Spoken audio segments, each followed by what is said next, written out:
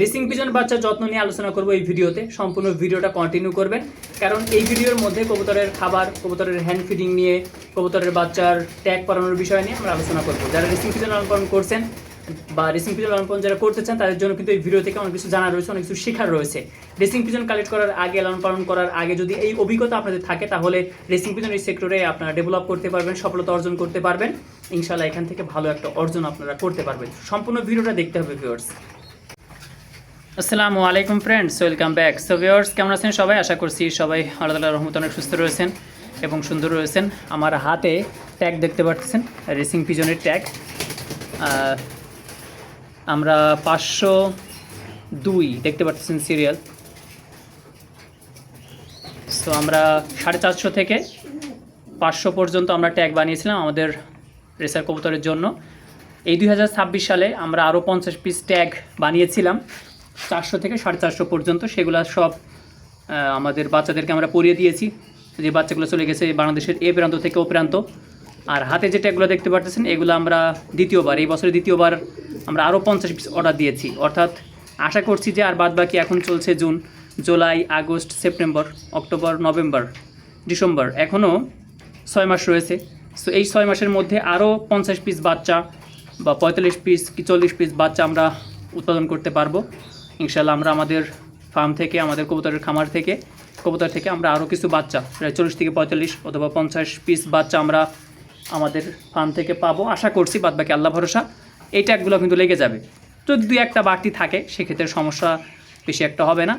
So আপনারা সবাই জানেন যে আমি ট্যাগ সেল করতাম, ট্যাগ বিক্রি করতাম, ট্যাগের অর্ডারগুলো নিতাম। সো দেরি হওয়ার কারণে এখন কিন্তু সেগুলো নিচ্ছি না। ট্যাগের দামও বেড়ে গেছে, আগের থেকে অনেক বেড়ে গেছে। আর দেরি হচ্ছে, যার কারণে আমরা মূলত সঠিক সময় আপনার ট্যাগগুলো আপনার হাতে পৌঁছাইতে পারছি না। যার কারণে আমরা ট্যাগের যে অর্ডার আপাতত এখন নিচ্ছি না। যদি পরবর্তীতে কোনো দিন নিই, ইনশাল্লাহ আমি আপনাদের জানাবো ইনশাল্লাহ। সো এইখানে যে 2টা বাচ্চা দেখতে পারতেছেন, এই 2টা বাচ্চা আমাদের লফটের যে দোবাজ কবুতর রয়েছে, মাক্সি এবং সবজি, তাদেরকে 2টা বাচ্চা, সিঙ্গেল করে বাচ্চা আমরা পেয়েছি। প্রথমবার তারা ডিম দিয়েছিল, সেখান থেকে 2টা বাচ্চা আমরা পেয়েছি একটা একটা করে। সো এদেরকে এখন আমরা ট্যাগ পরিয়ে দিব। সবার আগে যে দেখতে পাচ্ছেন এইখানে যে বাচ্চাটা, এটা একটু খাবার কম আছে, কারণ এটা 2 দিন পরে ফুটছিল আর এটা 2 দিন আগে ফুটছে। শুক্রিয়া আদায় করতেছি আল্লাহ তাআলার যে আমরা দোবাজ পেয়েছি, দোবাজ থেকে দোবাজ পেয়েছি। এই দেখেন, দেখতে পাচ্ছেন, চমৎকার। আজকে আমরা ট্যাগ পরিয়ে দেবো, এই 9টার ট্যাগ পরিয়ে দেবো। এটা একটু বড় তো, যার কারণে একে ট্যাগ পরিয়ে দেবো। এই যে পিছনের সাইডেও কিন্তু এই যে সাদা পালক দেখতে পাচ্ছেন, দোবাজ আমরা পেয়েছি আলহামদুলিল্লাহ। শুক্রিয়া আদায় করতেছি আল্লাহ তাআলার। সো আমরা বলেছিলাম যে যেহেতু দোবাজ, এখান থেকে অন্যান্য কালারও আসতে পারে, আবার দোবাজও আসতে পারে। সো দোবাজ আমরা পেয়েছি। আমাদের আশা ছিল, আমাদের আসলে আকাঙ্ক্ষা ছিল এটাই, যে যাতে করে আমরা দোবাজ থেকে যাতে দোবাজ বাচ্চা আমরা পাই।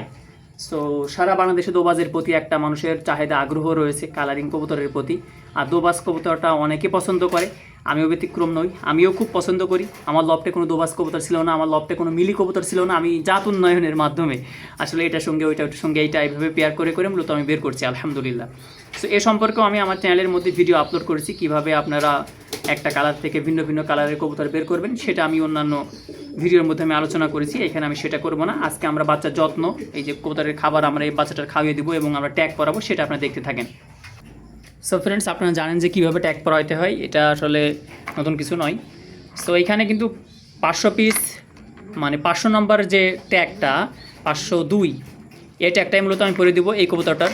তো আমি নিশ্চয়ই আপনারা বুঝতে পারতেছেন, এর আগে প্রায় 500টা কবুতর, 500টা বাচ্চা, 5টা বাচ্চার মধ্যে থেকে ধরতে পারেন যে 450টা বাচ্চা আমরা সেল করতে পারছি আলহামদুলিল্লাহ, বিক্রি করে দিয়েছি। আর 50 পিস বাচ্চা হয়তো বা আমি আমার জন্য রাখছি, অথবা মারা গিয়েছে এই 2-3 বছরের মধ্যে। আর এর আগে কি করতাম, এর আগে আসলে মূলত হয়তো বা 100 থেকে 200 আপনার বাচ্চা আমি সেল করেছি। ওইগুলো আসলে আমি যে লোকাল যে ট্যাগগুলো, সেই ট্যাগগুলো আমি আসলে আমার কবুতরের পায়ে পরাতাম। আর এখন তো এই যে আমি আমার পার্সোনাল ট্যাগগুলো পরিয়ে থাকি, এই যে দেখতে পাচ্ছেন, এই ট্যাগগুলো মূলত এখন পরিয়ে থাকি আমি। এই কবুতরটার ট্যাগ আগে আমি পরিয়ে দিই। 9টার প্যাটে পর্যাপ্ত পরিমাণে খাবার রয়েছে এবং তাদের মা, তাদেরকে প্যারেন্টস তাদেরকে খুব সুন্দরভাবে খাইয়েছে। এখন এই যে স্মুথ যে পাশটা, এই পাশটা দিতে হবে নিচের দিকে, এই যে এইভাবে পরাইতে হয়। এই যে সো এদের বয়স যখন 4-5 দিন হবে তখন আপনার ট্যাগটা পরিয়ে দিবেন খুব ইজিলি। এই যে এরপরে কলম দিয়ে অথবা কবুতরের পালক দিয়ে এই পরিয়ে দিলেন, এই যে হয়ে গেল 502 নম্বর ট্যাগ। আর এই বাচ্চার জন্য ইনশাল্লাহ আমরা 501 নম্বর ট্যাগটা ইনশাল্লাহ পরিয়ে দেবো। এটা ছোটো আছে, 2 দিন পরে সে ফুটছে, যার কারণে সে ছোটো। এখন আমরা কি করব, এই দেখেন এখানে ডাবলি দেখতে পাচ্ছেন, বাচ্চার যত্ন আমি আপনাদের দেখাই দিই। হ্যাঁ, এর পেটে পানি আছে, পর্যাপ্ত পরিমাণে পানি আছে, আর এর বয়সও কিন্তু 3-4 দিন হয়ে যাচ্ছে। সো আমি বেশি না, আমি ওকে 10টা ডাবলি খাওয়াই দেবো, 10টা গুনে 10টা ডাবলি খাওয়াবো। এখানে কয়টা আছে, এখানে 6টা আছে, 7, 8, 9, 10। এ দেখেন এটা কিন্তু ভিজাই নিলে সবচেয়ে বেটার হয়। এখন যেহেতু আমি লবটে আসছি আর দেখি যে খাবার নাই, যার কারণে এটা আমি খাওয়া দিচ্ছি। ভিজায় রাখবেন আপনারা 1-2 ঘন্টা, বা সকালে ভিজায় রাখলেন, সন্ধ্যের দিকে খাওয়ালেন, সন্ধ্যের দিকে ভিজায় রাখলেন, আপনারা সকালে খাওয়াবেন, এরকম করবেন। এটা সবচেয়ে ভালো হবে এবং হজম হবে খুব দ্রুত। আর যদি এরকম করে সরাসরি আপনার যেগুলা যেই ডাবলিগুলো রয়েছে, এই ডাবলিগুলো না ভিজে যদি খাওয়ান সেক্ষেত্রে হজমের প্রবলেম হইতে পারে। তো আমি কি করব, ওর পেটে পর্যাপ্ত পরিমাণে পানি রয়েছে, আমি আরও 1 সিরিঞ্জ পানি আমি ওকে খাওয়াই দিব। মনে করেন যে 10 সিসি 15 সিসি পানি, আমি 10 সিসি পানি আমি ওকে খাওয়াই দিব, সেক্ষেত্রে খুব দ্রুত হজম হয়ে যাবে। হ্যাঁ, তো বাচ্চা যেহেতু ছোটো, বেশি দেওয়া যাবে না, 10টা দিব।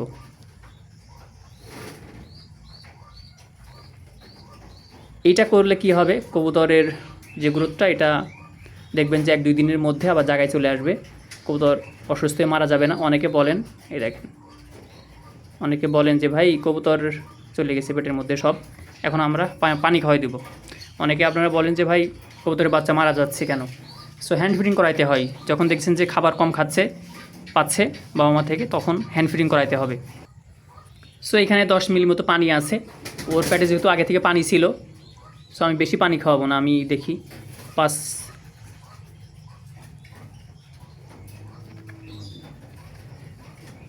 এই যে 10 মিলি খাবার, 10 মিলি পানি আমি দিয়ে দিয়েছি, একটু বেশি হয়ে গেছে, তারপরে সমস্যা নেই। যেহেতু আমরা ওই যে ডাবলি খাওয়ালাম একদম সরাসরি শুকনো ডাবলি, যে ডাবলিটা কবুতর খাই, বড় কবুতরে খাই, ওইটা ভেজানো নেই, যার কারণে আমরা পানি একটু বেশি খাওয়াই দিয়েছি। ওর পেটের মধ্যে এটা হজম হয়ে যাবে ইনশাল্লাহ। যখন কবুতরের বাচ্চার হজম হয় না, তখন আমরা পানি খাওয়াই দিবেন। যদি কার্মিনা থাকে, কার্মিনার সঙ্গে মিক্স করে কার্মিনা পানিটা খাওয়াই দিবেন। পানি একটু বেশি করে খাওয়াই দিলে দেখবেন যে ইনশাল্লাহ ওই হজম যে বদ হজমে, সেটা ইনশাল্লাহ ঠিক হয়ে যাবে। বদ হজম হয় মূলত পানি যখন বাচ্চাগুলো কম পায়, তখন এই সমস্যাগুলো দেখা দিতে পারে খাবার কম খাইলে। সো ভিউয়ার্স, আজকে এই পর্যন্ত, সবাই সুস্থ থাকবেন। আর রেসিং পিজন সম্পর্কে যদি কোনো কিছু আপনাদের জানা থাকে, অবশ্যই আপনারা কমেন্ট করুন। পরবর্তীতে আরেকটি ভিডিওর মধ্যে আপনাদের প্রশ্ন উত্তর দেওয়ার চেষ্টা করব। সো রেসিং পিজন বাচ্চার যত্ন নিয়ে অসংখ্য ভিডিও আমাদের চ্যানেলের মধ্যে আছে। রেসার কবুতর লালন পালন সম্পর্কে অসংখ্য ভিডিও আমরা আপলোড করেছি আমাদের চ্যানেলের মধ্যে। সো অবশ্যই আপনারা আমাদের পুরাতন ভিডিওগুলো দেখবেন। আশা করা যায় যে রেসিং পিজন থেকে, রেসার কবুতর থেকে আপনারা অনেক, আমাদের এই ভিডিও থেকে অনেক কিছু জানতে পারবেন রেসিং পিজন সম্পর্কে। এই যে আরও কিছু বাচ্চা রয়েছে, সেগুলো দেখিয়ে দিলাম আপনাদের। এগুলো ইনশাল্লাহ বাইরে চলে যাবে।